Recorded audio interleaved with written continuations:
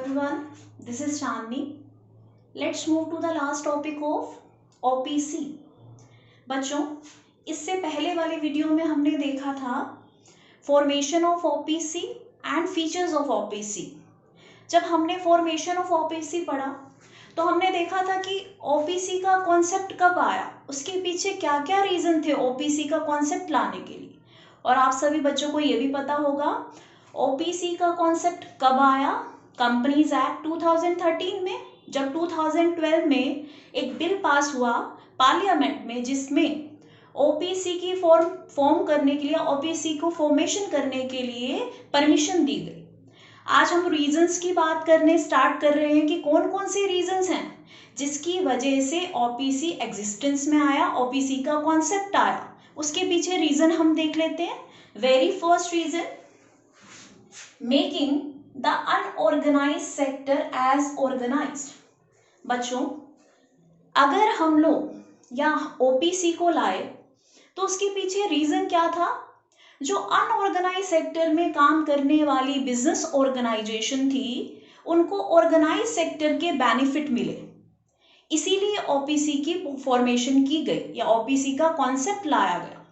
एक चीज यहाँ पर और ऐड करूंगी, हमसे पहले कुछ कंट्रीज में OPC का कॉन्सेप्ट पहले आ चुका था. कुछ डेवलप्ड कंट्रीज थी जहां पर OPC पहले ही सक्सेसफुल था. उसको देखते हुए हमारी गवर्नमेंट ने भी OPC के लिए जो है हमें परमिशन दी. 2012 में एक जो है बिल पास हुआ, जिसके बाद 2008 में OPC की फॉर्मेशन के लिए भी एक जो है एक्ट बना दिया गया. चलिए, अब बात हम यहाँ पर कर रहे थे कि ऑर्गेनाइज सेक्टर से या अनऑर्गेनाइज सेक्टर से ऑर्गेनाइज सेक्टर में कैसे हमें OPC लेकर जाएगी. देखिए, फॉर्म ऑफ बिजनेस ऑर्गेनाइजेशन आपने पढ़ा है sole proprietorship, but sole proprietorship एक ऐसी फॉर्म ऑफ बिजनेस थी जो सिमिलर लगती है हमें OPC से, क्योंकि वहां भी हमें क्या चाहिए था, वन ओनर था. और OPC में भी क्या है, only one member is required. But what is the difference behind, इसके पीछे कारण क्या है, सोल प्रोप्राइटर और इन दोनों के बीच में क्या डिफरेंस है.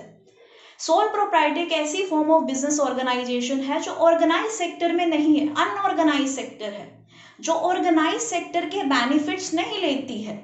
तो पहले तो हम ये देख लें कि ऑर्गेनाइज सेक्टर क्या होता है और अनऑर्गेनाइज सेक्टर क्या होता है. चलिए बच्चों, अनऑर्गेनाइज सेक्टर एक ऐसा सेक्टर होता है which is not registered with government. एक ऐसा सेक्टर, एक ऐसी जगह जहां पर एक बिजनेस ऑर्गेनाइजेशन काम कर रही है लेकिन उसने अपनी बिजनेस ऑर्गेनाइजेशन को गवर्नमेंट से रजिस्टर्ड नहीं कराया.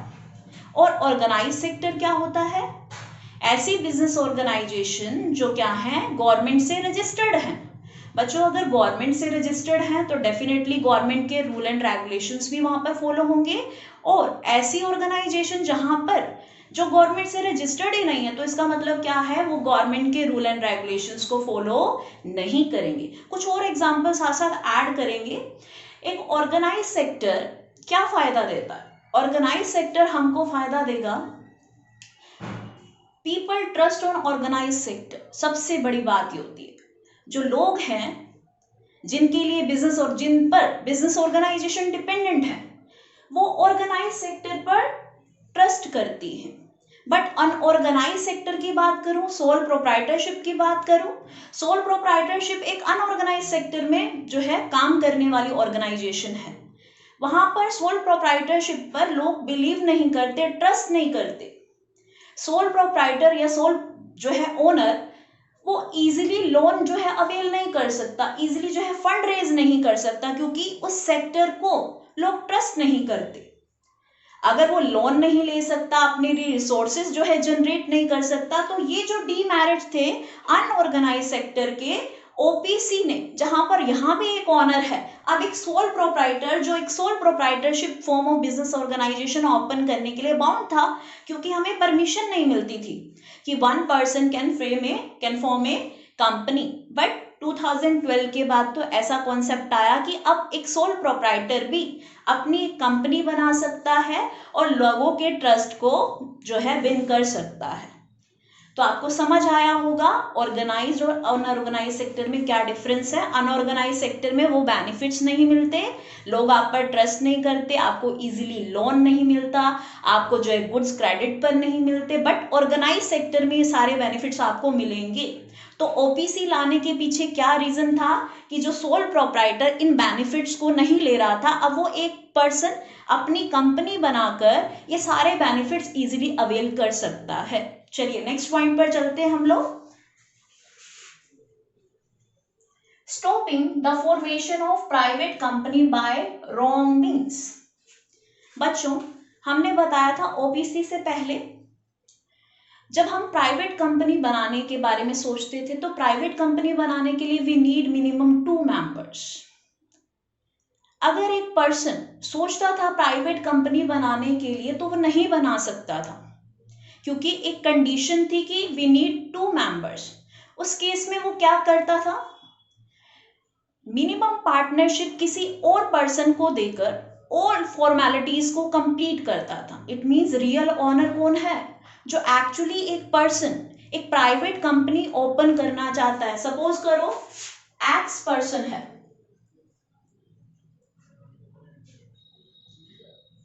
वो एक प्राइवेट कंपनी बनाना चाहता है, वो मैक्सिमम शेयर भी वो क्या है अपने पास रख रहा है, और एक वाई पर्सन है जिसको वो क्या दे रहा है, मिनिमम पार्टनरशिप में ऐड कर रहा है, क्योंकि वो सारी की सारी प्राइवेट कंपनी की फॉर्मेलिटीज को पूरा करना चाहता है। प्राइवेट कंपनी की फॉर्मेलिटी क्या है, very first formality is we need 2 member, but the real owner is X, क्योंकि इसके पास क्या है, मैक्सिमम शेयर है कंपनी के।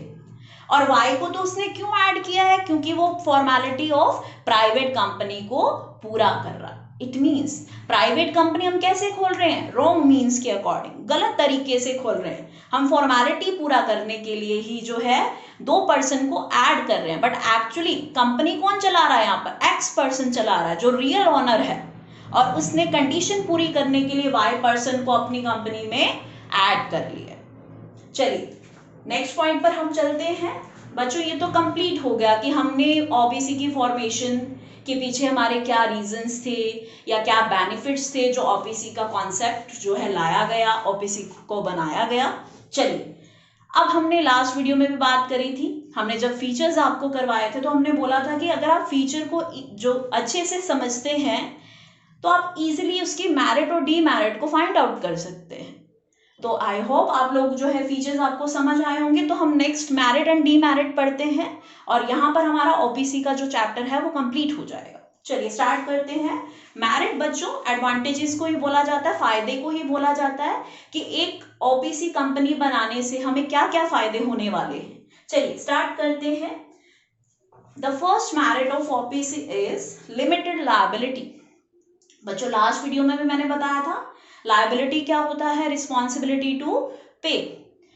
अब अगर एक कंपनी में, एक ओपीसी कंपनी में लॉस हो जाता है तो जो ओपीसी कंपनी का ओनर है उसकी लायबिलिटी कितनी बनती है, उसकी लायबिलिटी उतनी ही बनती है जितनी उसने कैपिटल एक ओपीसी में इन्वेस्ट करी है। उसकी जो प्राइवेट प्रॉपर्टी है हम उसको जो है लायबिलिटी पूरी करने में यूज नहीं करेंगे।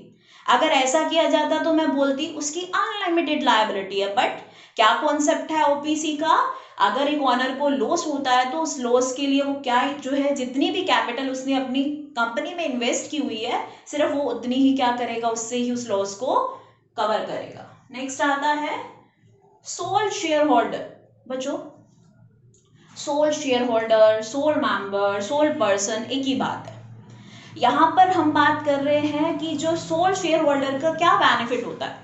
सोल शेयर होल्डर को टोटली क्रेडिट मिल जाता है टोटल ओनरशिप का।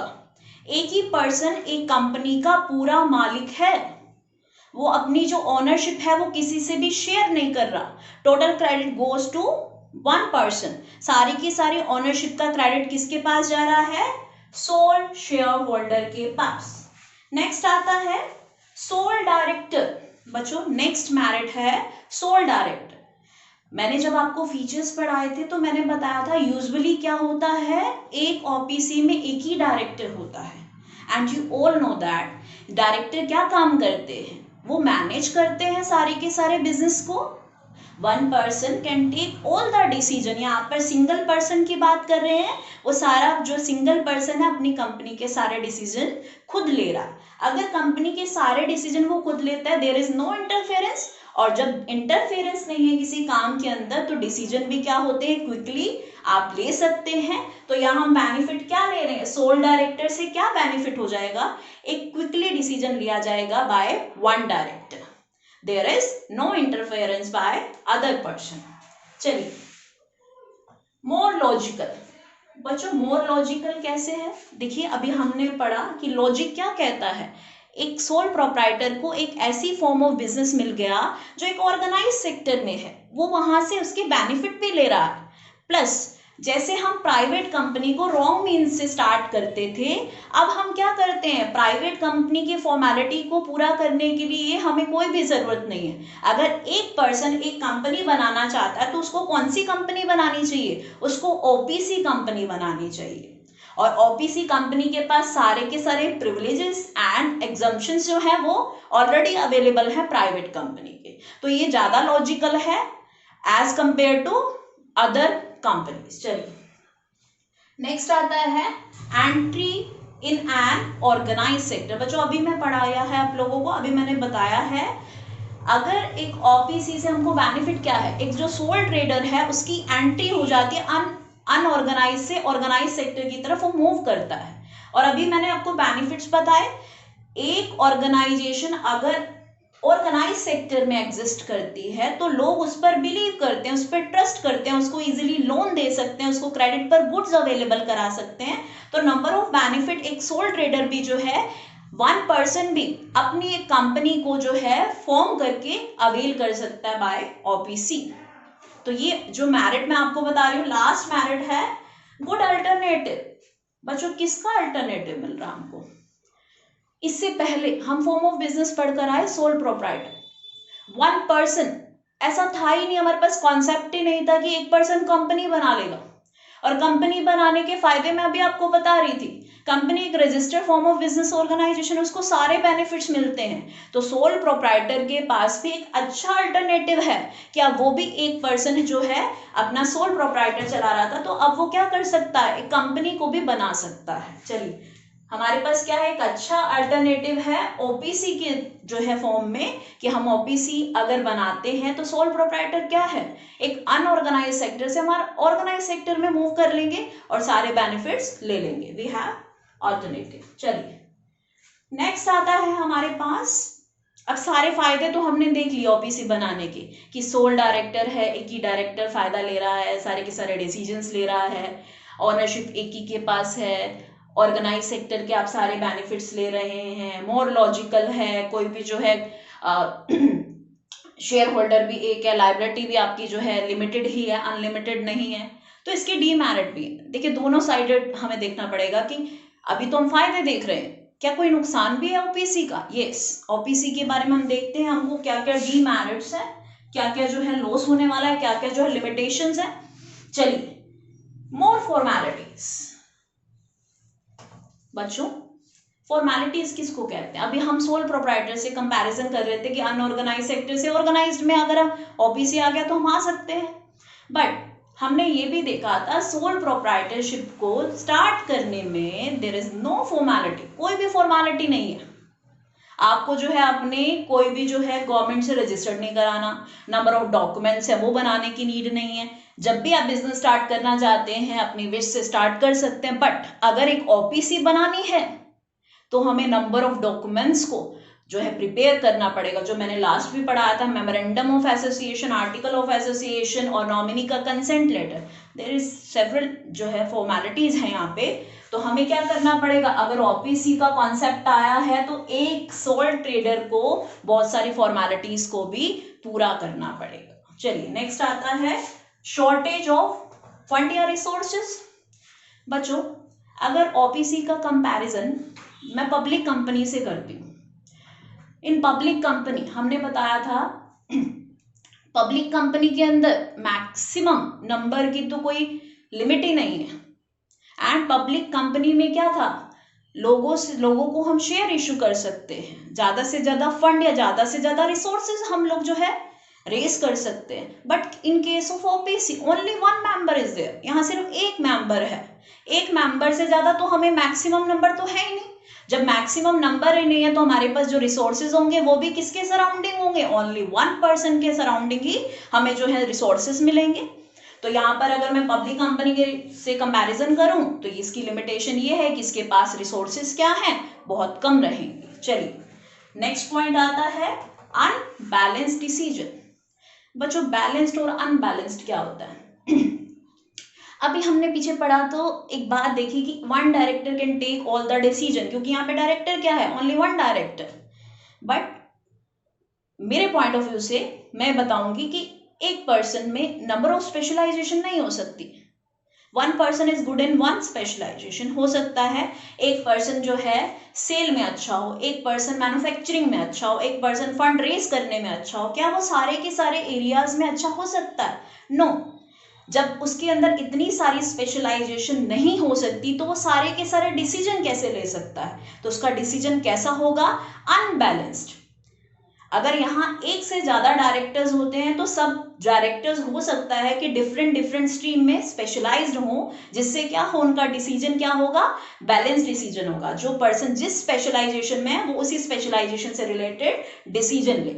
But in case of OPC only one director is there और उसको सारे के सारे बिजनेस के, चाहे वो फाइनेंस से रिलेटेड हो चाहे ह्यूमन से रिलेटेड हो, कोई भी डिसीजन है उसे सारे डिसीजन लेने पड़ेंगे और उसके डिसीजंस कैसे होंगे? Unbalanced decision. आई होप आपको ये टॉपिक समझ आया होगा, कॉजेस भी समझ आए होंगे कि ओपीसी को फॉर्म करने के पीछे क्या रीजन थे जब हमने ओपीसी को बनाया। और उसके बाद मैंने आपको क्लैरिटी दी कि आपके जो है एडवांटेजेस क्या होंगे अगर एक ओपीसी बनाने का कॉन्सेप्ट आया तो हमें क्या क्या फायदे मिले, और ओपीसी के जो है लिमिटेशंस क्या है। Other form of business organisation से अगर हम बात करें तो इसमें ये लिमिटेशंस है, उसकी फॉर्मेलिटीज ज्यादा है as compare to sole proprietor. एक पर्सन वहां भी अपना बिजनेस चला रहा था बट वहां पर फॉर्मेलिटीज नहीं थी। रिसोर्सेज की बात करें तो एक पब्लिक कंपनी से हम कंपैरिजन कर सकते हैं कि वहां पर रिसोर्सेज ज्यादा होंगे, but in case of OPC हमारे पास रिसोर्सेज बहुत कम होंगे।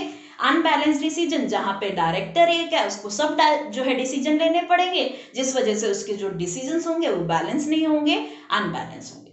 ओके, थैंक यू बच्चों।